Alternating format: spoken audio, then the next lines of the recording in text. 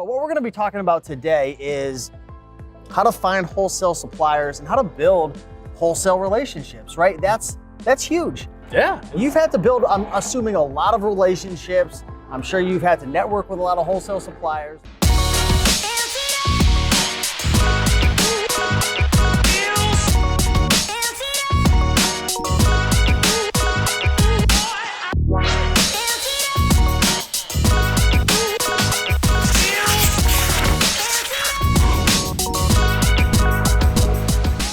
What's the first thing someone would need to do in order to find a wholesale supplier? Or maybe you can even share a little bit more about like your strategy. Would you say that they're looking for the secret recipe for wholesale suppliers?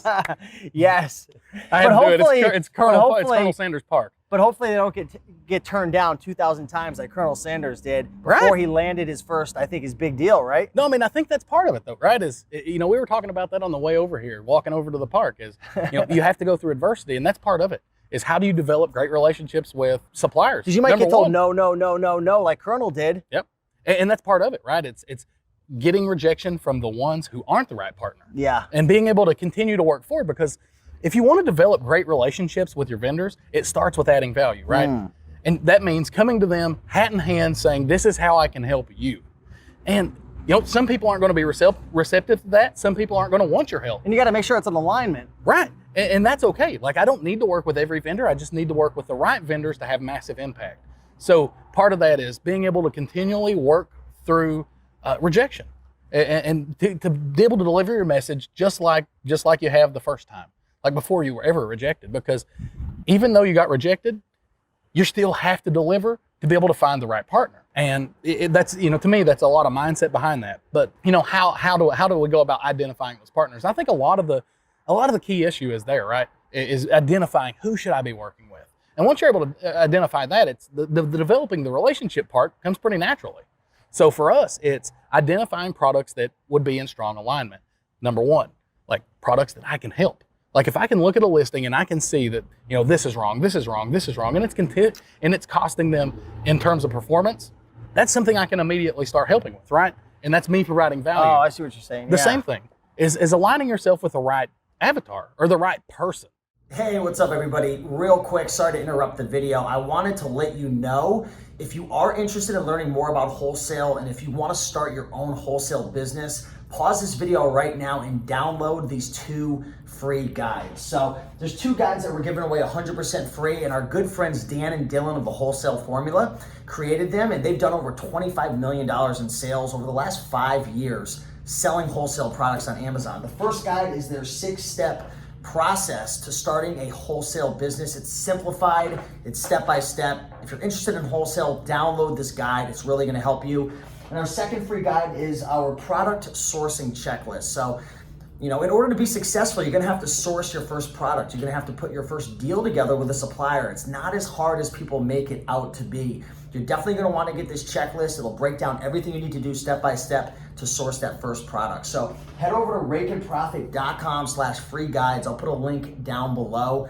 Again, pause this video, grab them, download them, take a look at them because it's gonna help you a ton on this journey. So before you watch any more videos and all that stuff, download it and then be sure to go through it tonight. It'll really, really add a lot of value to your life. So with that being said, let's get back to the video and be sure to take action. So for us, that's small to mid-sized companies where we can have an impact on their bottom line with the changes that we make. Like once we're able to do those things, that's going to actually matter to that business. And what does that do? It invests them back into us. Like you need that investment to go both ways. I don't need to just be, beholden to them where I'm doing all that work for no real value.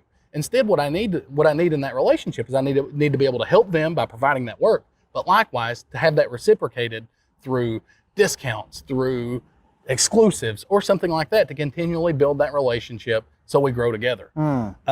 I think that's the biggest part of it is that targeting aspect. And when you hone in on that, you can start to create that value. Yeah, and if you guys didn't see our previous video that we recorded, it was 7 steps or 7 tips to find your first wholesale product. You want to follow those steps because when you follow those steps and you follow that criteria, that's going to link you up to that specific, to the right person. Yeah. No, I mean, and beyond that, like once I've started that relationship, right? Like, we've gotten past that barrier where they've accepted us, they're starting to work with us. What's next?